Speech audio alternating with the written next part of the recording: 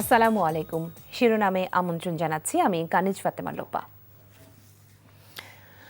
টঙ্গীর তুরাগ তীরে শুরু হয়েছে তাবলিগ জামাতের ৫৮তম বিশ্ব ইজতেমার প্রথম পর্ব।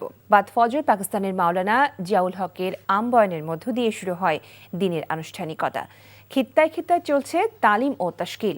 মুসলিমদের জিকির আসকারে মুখর পুরা ইজতেমা ময়দান। আজ শুক্রবার হয় জুমার নামাজে অংশ নিতে ইজতেমামুখী হচ্ছেন অনেকেই। জুমার নামাজের ইমামতি করার কথা রয়েছে তাবলিগ জামাতের মুরব্বী মাওলানা জুবায়েরের। রোববার আখেরি মোনাজাতের মধ্য দিয়ে শেষ হবে এই পর্বের ইজতেমা। আর আগামী ১৪ ফেব্রুয়ারি শুরু হবে দ্বিতীয় পর্ব। অংশ নেবেন ভারতের মুরব্বী মাওলানা আসাদ কান্দলভির অনুসারীরা।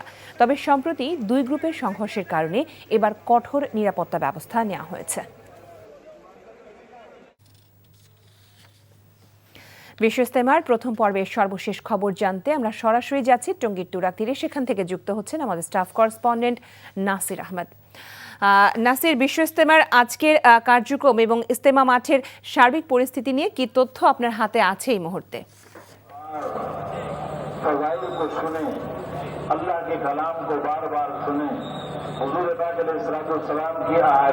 লোপা, তাবলিগ জামাতের বিশ্ব ইজতেমার প্রথম পর্বের প্রথম ধাপ আজকে শুরু হয়েছে। এখন চলছে বয়ানের পাশাপাশি এখন তাবলিগের খিত্তায় খিত্তায় বিভক্ত হয়ে যে মুরব্বীরা আছেন তারা তাবলিগের যে ৬ উসুল আছে, কালেমা, নামাজ, এলেম শিক্ষা, দ্বীনের দাওয়াত, তাবলিগের দাওয়াত এবং একরামুল মুসলিমিন, সহিনিয়ত, এই ৬ উসুলের পাশাপাশি ৭২টি নজম তাদের রয়েছে। এই নজম তালিম করা হচ্ছে এবং তাশকিলের মাধ্যমে যারা নতুন এখানে তাবলিগে যোগদান করেছেন তাদেরকে শিক্ষা দেওয়া হচ্ছে।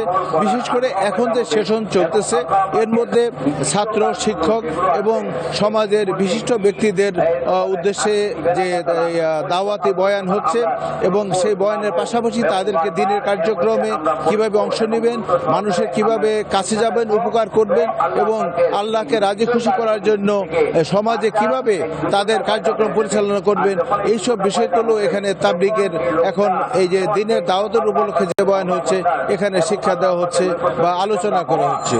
এছাড়া তাবলিগের ইজতেমার বাহিরে আমরা আজকে যে দেখেছি যে মানুষের ভিড় অনেকটাই কম, ময়দানের অভ্যন্তরে বেশ কিছু জায়গা ফাঁকা রয়েছে।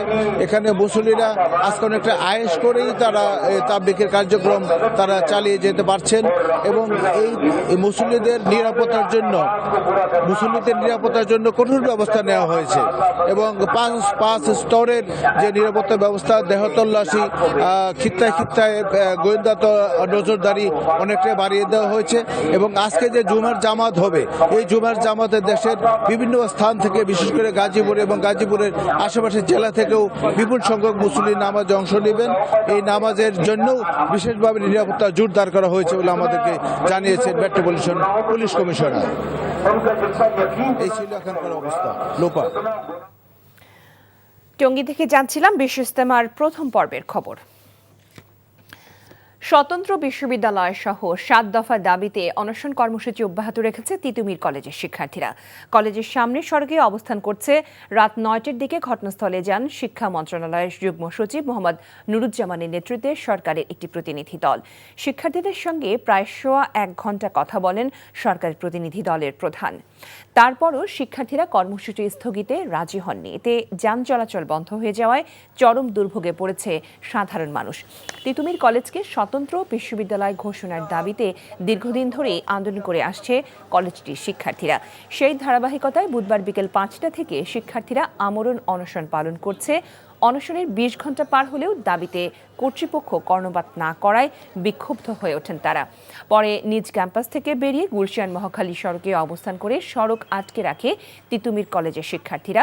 দাবি আদায় না হওয়া পর্যন্ত আন্দোলন চলবে বলে জানায় তারা।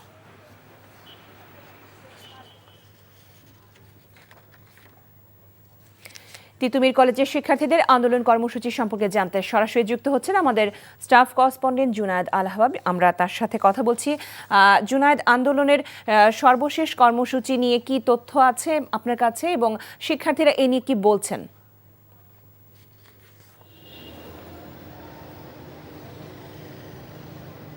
লোপা, আসলে ইতোমধ্যে আমাদের এই নগরী মূলত আন্দোলনের নগরী হিসাবে পরিচিতি লাভ করেছে। আপনি জানেন যে আসলে গত 6 মাসে 136টিরও বেশি আন্দোলন কিন্তু এই শহরে হয়েছে, যার ভুক্তভোগী হয়েছেন এই শহরের বসবাসরত প্রায় 2 কোটি মানুষ। ঠিক এই মুহূর্তে আমি অবস্থান করছি তিতুমির কলেজের সামনে, যেখানে আপনি বলছিলেন যে শিক্ষার্থীরা মূলত একটি স্বতন্ত্র বিশ্ববিদ্যালয়ের দাবিতে গতকাল থেকে আন্দোলন করছেন। যদিও আসলে গতকাল নয়, আন্দোলন বেশ দীর্ঘদিন ধরেই চলছে। থেমে থেমে কিছুদিন তারা বন্ধ রাখেন, আবারও আন্দোলনে নামেন। এবং বিশেষ করে আমরা গতকাল যেটা দেখেছি যে স্বতন্ত্র বিশ্ববিদ্যালয়ের দাবিতে তারা মূলত এই তাদের কলেজের সামনের যে সড়কটি রয়েছেন পুরো সড়কটি অবরোধ করে রেখেছিলেন, এবং সেটি আমরা রাত 12টা পর্যন্ত দেখেছি তাদের দখলে ছিল, এবং পুরো সড়ক আসলে বন্ধ হয়ে যায়। মানুষের অসহনীয় দুর্ভোগ কিন্তু আমরা গতকাল লক্ষ্য করেছি। তো শিক্ষার্থীদের আন্দোলনের বিষয় যদি এখন বলি, আপনি দেখতে পাচ্ছেন আমার ক্যামেরা, এই মুহূর্তে এখানে হাতে গোনা হয়তো 12 থেকে 15 জন শিক্ষার্থী বসে আছেন, এবং যারা অনশন করছেন স্বতন্ত্র বিশ্ববিদ্যালয়ের দাবিতে। এবং ঠিক তাদের পেছনে একটি বোর্ড ঝুলানো রয়েছে, এবং যেখানে আসলে অনশনরত শিক্ষার্থীদের নামও টানানো রয়েছে, এবং যেখানে আমরা 9 জন শিক্ষার্থীর আসলে নাম দেখছি যে যারা এখানে অনশন করছেন। এবং গতকাল এই শিক্ষার্থীদের মধ্যে 3 জনকে আমরা দেখেছি অসুস্থ হয়েছেন, তারা এখন হসপিটালে চিকিৎসাধীন রয়েছেন। এবং যারা এখানে এখন অবস্থান করছেন তাদের দাবি হচ্ছে যতক্ষণ পর্যন্ত সরকারের পক্ষ থেকে বিশ্ববিদ্যালয় ঘোষণা করা না হবে ততক্ষণ পর্যন্ত কিন্তু তারা তাদের এই যে কর্মসূচি এটি অব্যাহত রাখবেন। তো লোপা, এখন পর্যন্ত এই ছিল আমার কাছে সবশেষ। তিতুমির কলেজের শিক্ষার্থীদের অনশন কর্মসূচি সম্পর্কে আমরা এতক্ষণ জানছিলাম। বিপিএলে আজ বিরতি। কাল দিনের প্রথম ম্যাচে মাঠে নামবে ঢাকা ক্যাপিটালস ও খুলনা টাইগার্স। খুলনার জন্য এক প্রকার নকআউট ম্যাচই হতে যাচ্ছে এটি। 12 ম্যাচে 6 জয় নিয়ে ইতোমধ্যেই শেষ 4-এর দৌড়ে এগিয়ে দুর্বার রাজশাহী। ঢাকার বিপক্ষে মিরাজরা জয় পেলে সমান পয়েন্ট পেলেও রান রেটে এগিয়ে থেকে প্লে অফ নিশ্চিত করবে খুলনা। দিনের দ্বিতীয় ম্যাচে লড়াই করবে ফরচুন বরিশাল ও চিটাগাং কিংস। পয়েন্ট টেবিলের 1 নম্বর দল হিসেবে ইতোমধ্যেই কোয়ালিফায়ার নিশ্চিত বরিশালে। তবে চিটাগাং কিংস জয় পেলে আবারও প্রথম কোয়ালিফায়ারে দেখা যাবে এই দুই দলকে। বৃহস্পতিবার সন্ধ্যায় বাফুফে ভবনের ব্রিটিশ কোচ পিটার বাটলারের বিরুদ্ধে 6টি অভিযোগ সামনে এনে নিজেদের অবস্থান জানিয়েছেন সাবিনা খাতুন, মাসুরা পারভিন সহ 18 ফুটবলার। তাদের সেই অভিযোগ খতিয়ে দেখতে রাতেই জরুরি সভা ডেকে 7 সদস্যের তদন্ত কমিটি গঠন করেছে বাফুফে। নারী দলের কোচ পিটার বাটলার থাকলে অনুশীলনে নামবেন না, পাশাপাশি ফুটবল থেকে অবসর নেওয়ার হুমকি দিয়েছেন সাবিনা খাতুন সহ সিনিয়র ফুটবলাররা।